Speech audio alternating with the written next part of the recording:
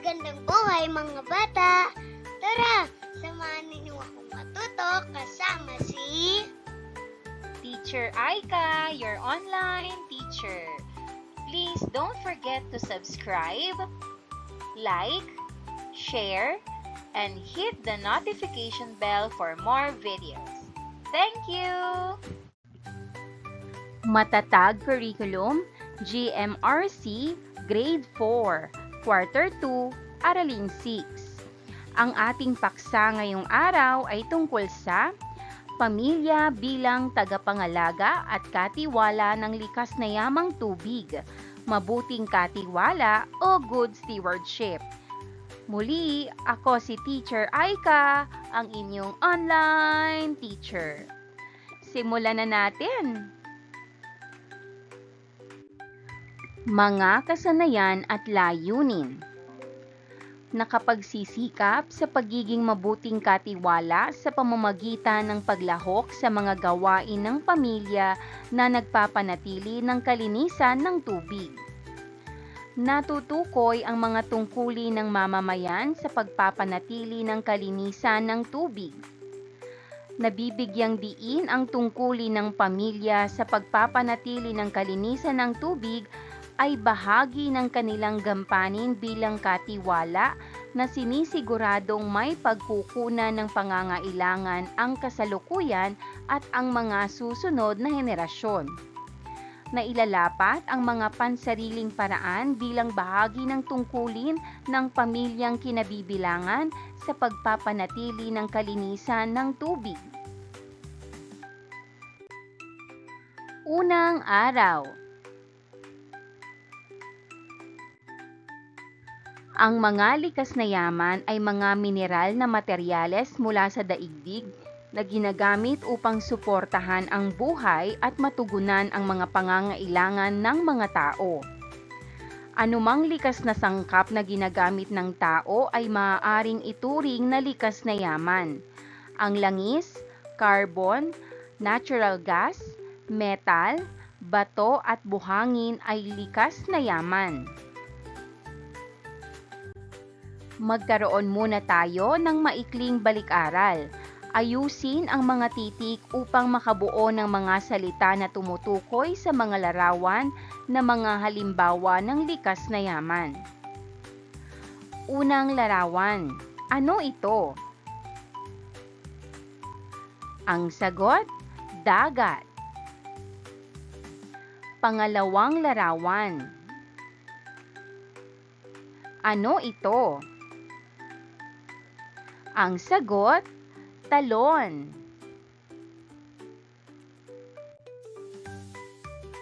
Pangatlong larawan. Ano ito? Ang sagot, lawa. Pang-apat na larawan. Ano ito? Ang sagot, ilog. Ano ang pagkakapareho ng mga larawang ating tinukoy?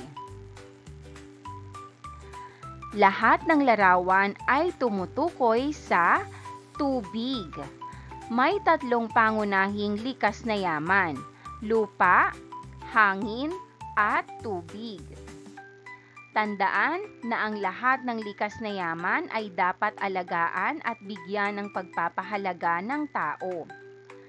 Ang lahat ng ito, kabilang ang tubig, ay mahalaga sa buhay ng tao.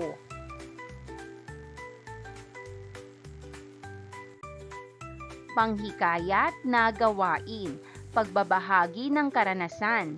Kung ikaw ay papipiliin o magiging vendor, alin ka sa tatlo? Lupa, tubig o hangin? Ipaliwanag ang sagot.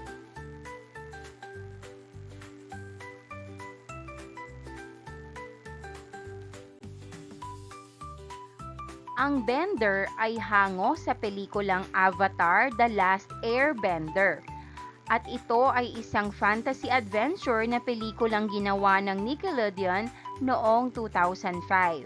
Ipinakita dito na ang mundo ay nahahati sa 4 na bansa: ang Water Tribe, Earth Kingdom, Fire Nation at Air Nomads. Bawat isa ay kinakatawan ng isang natural na elemento kung saan pinangalanan ang kanilang bansa. Ang mga bender ay may kakayahang kontrolin at manipulahin ang elemento mula sa kanilang bansa.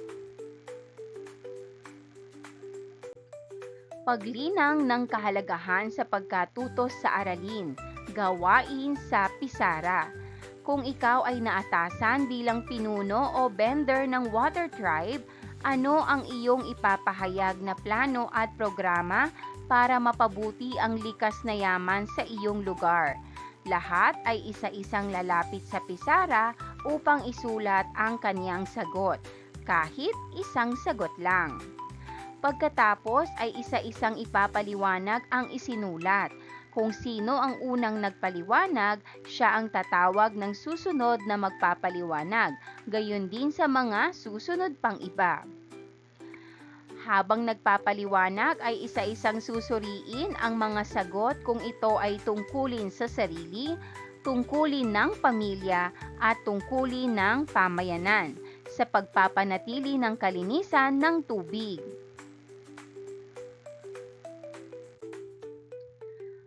Unang column, tungkulin ng sarili. Pangalawang column, tungkulin ng pamilya. Pangatlong column, tungkulin ng pamayanan. Narito ang mga halimbawang sagot. Tungkulin ng sarili. Pagtapon ng basura sa tamang basurahan. Pagtitipid ng tubig tuwing naliligo o naghuhugas. Pagsali sa mga clean-up drive sa komunidad. Tungkulin ng pamilya. Paggamit ng tabo at timba kaysa sa hose para makatipid sa tubig. Sama-samang paglilinis sa bakuran upang hindi bumara ang kanal. Pag-iwas sa pagtatapon ng basura sa lababo at kanal. Tungkulin ng pamayanan. Pagpapatupad ng batas laban sa pagtatapon ng basura sa ilog. Pagtutulungan sa paglinis ng ilog o sapa sa barangay. At pagsasagawa ng seminar tungkol sa pangangalaga ng likas na yaman. Paghawa ng bokabularyo sa nilalaman ng aralin. Pumili kung alin ang mas gusto mo, panahon ng tag-araw o panahon ng tag-ulan. Gamitin sa iyong pagsasalita ang mga salitang kalinisan, pamilya at tubig. Ipaliwanag kung bakit mo gusto ang napili mong panahon at bigyang diin ang kahalagahan ng kalinisan, tubig at ugnayan sa pamilya sa panahong iyon.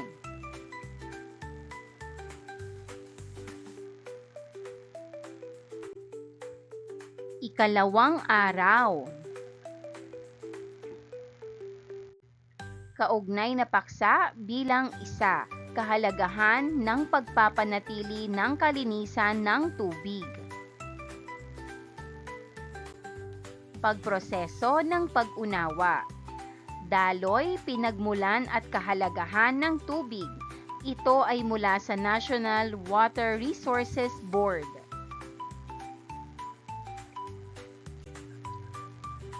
Kinukuha ng tubig ang mahigit 70% ng ibabaw ng lupa. Ang iyong katawan ay gawa sa halos 60% tubig. Ang tubig ay walang kulay, walang amoy na likido na kailangan ng lahat ng nabubuhay upang mabuhay. Humigit kumulang 71% ng ibabaw ng Earth ay natatakpan ng tubig. At ang mga karagatan ay nagtataglay ng humigit kumulang 96.5%.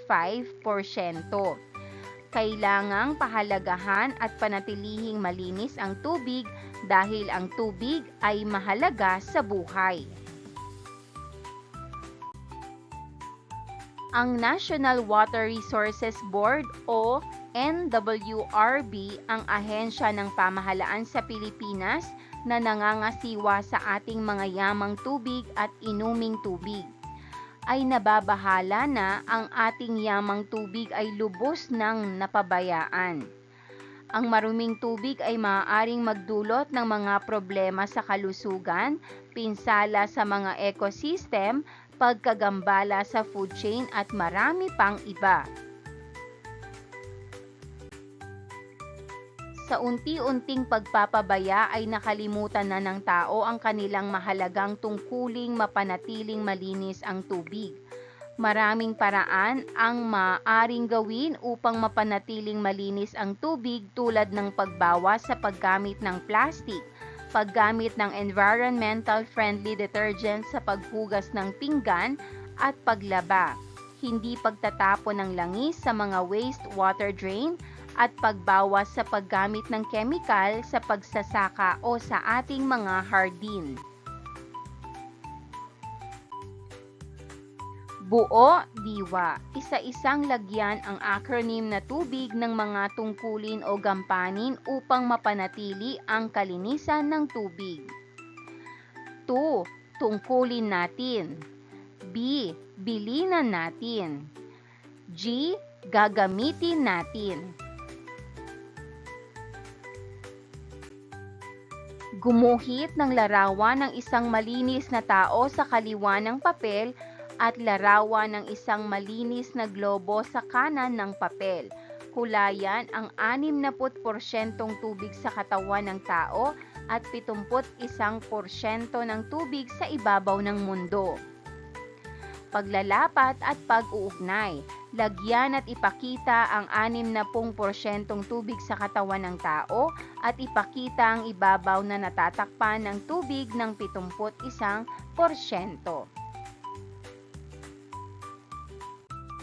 Ikatlong araw. Tungkulin at gampanin ng pamilya sa pagpapanatili ng kalinisan ng tubig at katiwala ng kalikasan. Pagproseso ng pag-unawa. Ang National Water Resources Board ay nagbibigay ng mga halimbawa sa pagtitipid ng tubig. Ito ang 3 tipid tips na ipinalabas ng ahensya noong June 24, 2019. 88 litro ang tubig na matitipid kung 5 minutong paliligo. Subukan mag-shower ng hanggang 5 minuto lamang at isara ang pihitan habang nagsashampoo at nagsasabon. Paggamit ng palanggana sa paghuhugas. Gumamit ng palanggana sa paghuhugas ng mga kinainan. Huwag hayaang patuloy ang pagtulo ng gripo. Pagsara ng gripo habang nagsisipilyo. Isarado ang gripo habang nagsisipilyo. Mas mainam na gumamit ng baso. May tungkulin ang pamilya na pag-ingatan ang tubig laban sa polusyon. May tungkulin din ang pamilya na magtipid sa gamit ng tubig upang maiwasan ang dagdag na bayaring pantahanan. Natutulungan ang iba pang pamilya sa pamayanan kapag ang pamilya ay nag-iingat at nagtitipid ng tubig. Pinatnubayang pagsasanay. Dapat o hindi dapat? Isulat ang titik D kung ang sumusunod ay nagpapakita ng pagpapahalaga o isulat ang mga titik HD kung hindi ito nagpapakita ng pagpapahalaga sa tubig. Number 1, isara ang gripo kapag hindi ginagamit. Ang sagot, D. Number 2, huwag gumamit ng dinamita o lason sa pangingisda. Ang sagot, D. Number 3, gumamit ng lambat na may katamtamang laki lamang ang butas sa pangingisda. Ang sagot, D. Number 4, ayusin o palitan agad ang sirang gripo sa loob ng bahay. Ang sagot, D. Number 5, itapon ang mga basura sa daluyan ng tubig. Ang sagot, HD. Number 6. Huwag isumbong ang mga pabrikang nagtatapon ng nakakalasong kemikal sa dagat at ilog. Ang sagot, HD. Number 7. Magtapon ng plastik, langis at dumi ng hayop at tao sa ilog at dagat. Ang sagot, HD. Number 8. Sirain ang mga korales at bakawan at halamang dagat. Ang sagot, HD. Number 9. Makikinig ako sa aking tatay at nanay sa pag-aalaga at pagtitipid ng tubig. Ang sagot, D. At number 10, huwag sundin ng pamilya ang payo ng NWRB dahil ito ay luma at matagal na. Ang sagot, HD.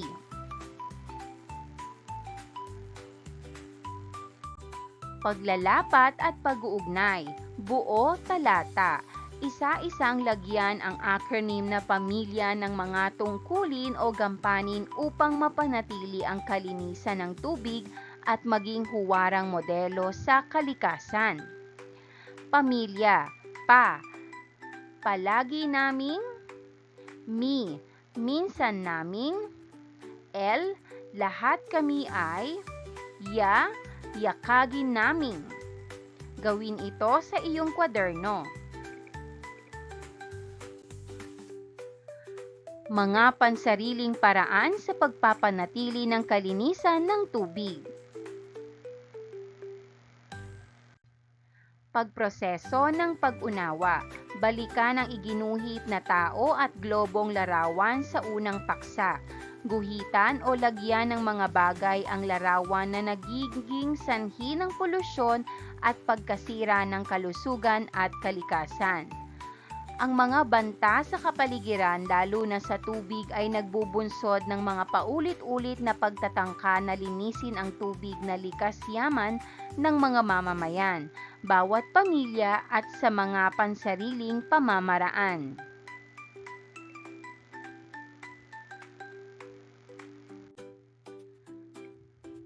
Ang Solar Impulse Foundation ay naglabas ng 6 na paraan kung paano malutas at maiiwasan ang polusyon sa tubig sa wikang Ingles. Buo salita, hulaan ang mga ito sa pamamagitan ng pag-aayos ng mga titik sa ibaba upang mabuo ang mga pamamaraan sa pag-iwas sa polusyon ng tubig. Number 1, 2 salita. Treat after was teo meant. Ang sagot, wastewater treatment.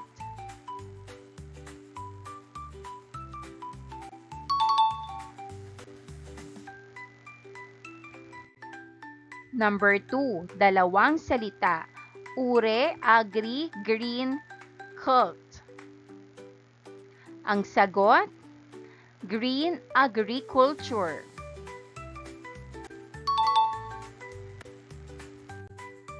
Number 3, 2 salita.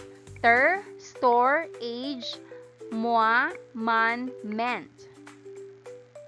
Ang sagot, storm water management.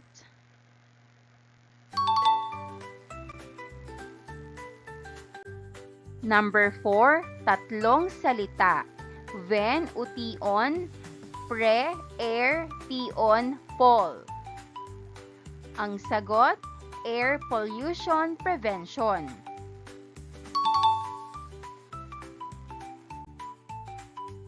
Number 5, 3 salita. Redu plus session, take waste. Ang sagot, plastic waste reduction.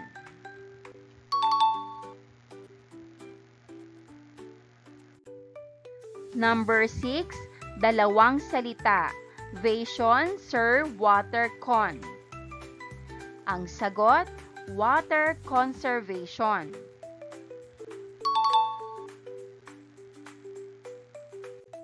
Pagbibigay kahulugan sa mga salita. Wastewater treatment. Ang wastewater treatment ay binubuo ng pag-alis ng mga pollutant mula sa wastewater sa pamamagitan ng physical, chemical o biological na proseso. Green agriculture. Ang agrikultura sa buong mundo ay bumubuo ng 70% ng mga mapagkukunan ng tubig, kaya mahalaga na magkaroon ng mga pananim na angkop sa klima. Mahusay na patubig na nagpapababa ng pangangailangan para sa produksyon ng pagkain na matipid sa tubig at enerhiya.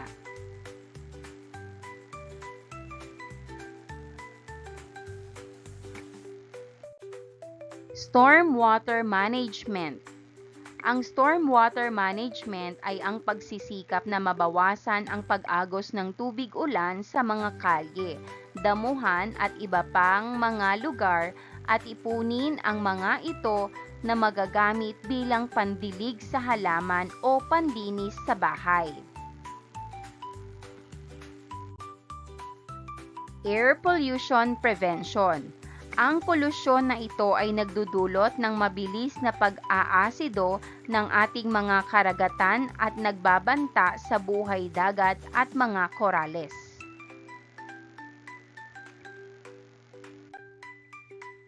Plastic waste reduction. 80% ng plastic sa ating karagatan ay nanggaling sa lupa. Kailangan nating bawasan ang ating paggamit ng plastic sa buong mundo upang mapabuti ang pamamahala sa basurang plastic.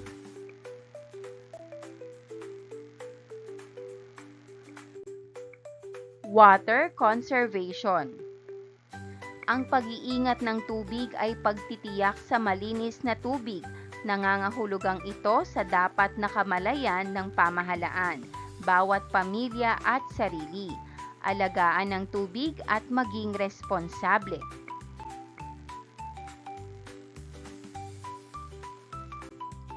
Paglalapat at pag-uugnay, buo kaisipan. Isa-isang lagyan ang acronym na sarili ng mga tungkulin o gampanin upang mapanatili ang kalinisan ng tubig. S. Sang-ayon ako. A. Ako ay. R. Rerespetuhin ko. I. Isa sa mga gagawin ko. L. Lilinisin ko. I. Itong lahat ay aking. Gawin ito sa iyong kwaderno.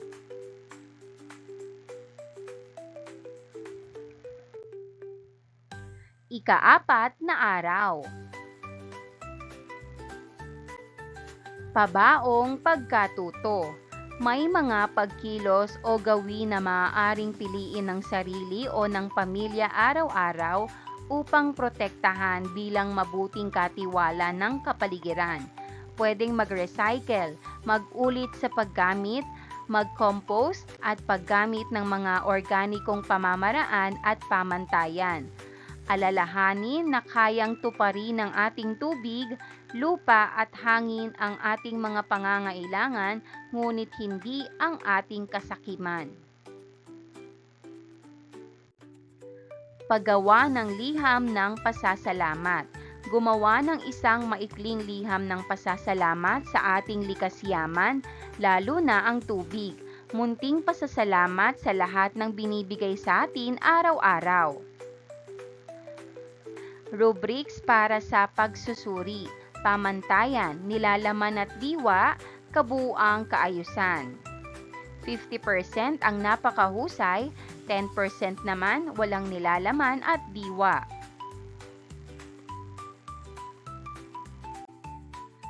Ang aking munting pangako.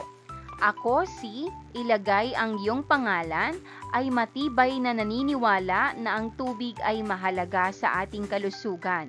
Ito ay ginagamit para sa pag-inom, paliligo, pagluluto, paglilinis ng mga pinggan at paglalaba ng mga damit. Hindi lamang tao kundi pati na rin ang mga hayop at halaman ay nangangailangan ng tubig upang mabuhay. Aking ipinapangako ang pagtitipid ng tubig at ang pag-iwas sa polusyon sa tubig. Dahil dito ay makakatipid tayo sa likas na yaman at mapapanatili nating malinis ang tubig. Pangalan at lagda at petsa ng pirma. Pangalan at lagda ng magulang at petsa ng pagpirma.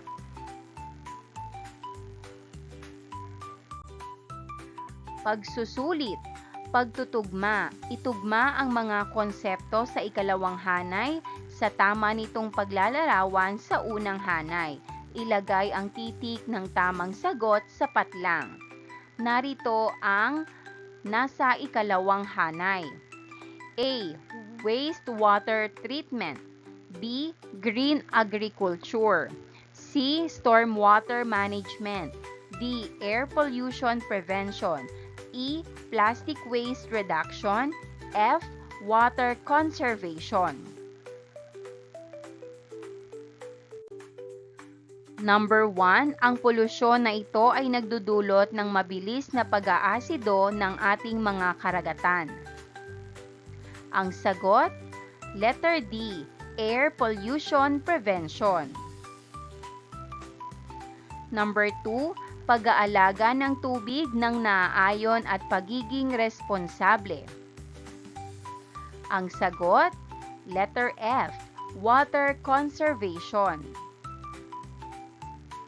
Number 3, pag-aalis ng mga pollutant mula sa wastewater sa pamamagitan ng physical, chemical, biological na proseso. Ang sagot, A, wastewater treatment.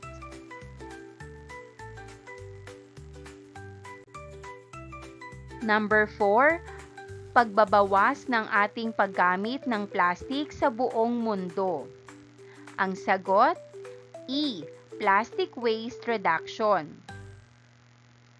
Number 5, pag-ipon ng tubig ulan na magagamit bilang pandilig sa halaman o panlinis sa bahay. Ang sagot, C, stormwater management. Number 6, pagkakaroon ng mga pananim na angkop sa klima. Ang sagot, B, green agriculture. Number 7, pagkakaroon ng mahusay na patubig na nagpapababa ng pangangailangan para sa produksyon ng pagkain na matipid sa tubig at enerhiya. Ang sagot, B, green agriculture.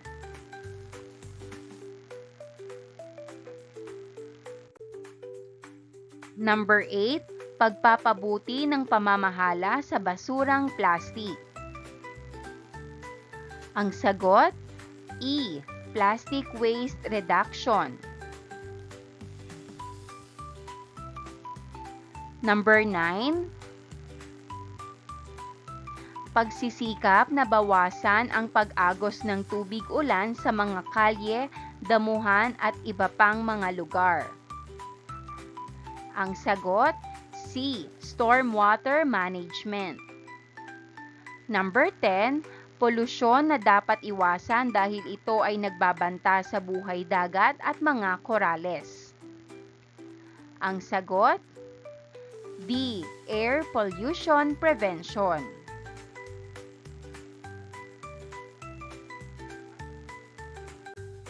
Pagsusulit, tama o mali? Isulat sa patlang ang tama kung ang pangungusap ay tama. Isulat ang mali kung ang pangungusap ay hindi tama.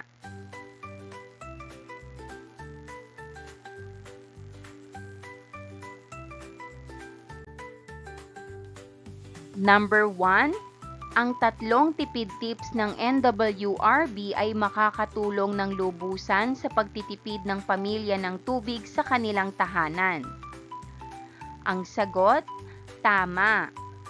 Number 2, kung ako ay ulila ay hindi ko magagampanan ang pangpamilyang tungkulin sa pag-aalaga at pagtitipid ng tubig sa loob ng bahay.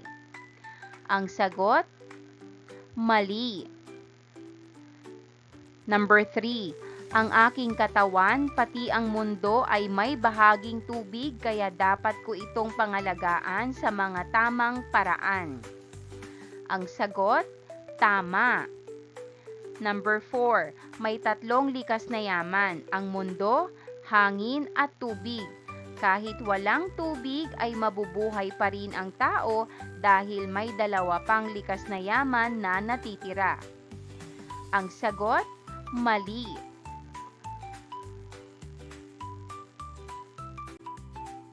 Number 5, sa kapabayaan ng tao na magtipid ng tubig, maaaring ang tubig na likas yaman ay maubos at hindi na maging sapat sa ating pangangailangan.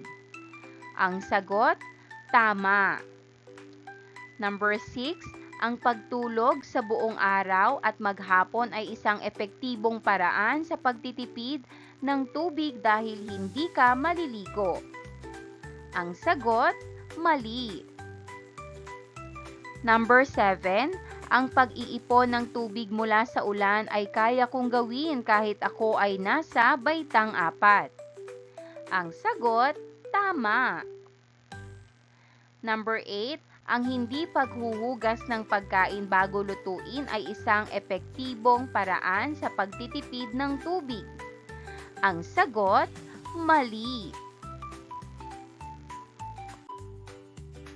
Number 9, ang maayos na pagtapon ng basura sa tamang lugar ay kayang gawin ng pamilya upang hindi magbara ang mga daluyan ng tubig. Ang sagot, tama. Number 10, ang malamig at mataas na tubig baha ay masaya at ligtas na paliguan ng buong pamilya. Ang sagot, mali.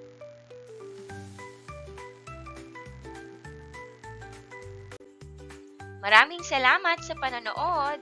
Huwag kalimutang i-like at mag-subscribe para sa higit pang educational content. I-click ang bell icon para ma-update ka sa ating mga bagong video. Salamat!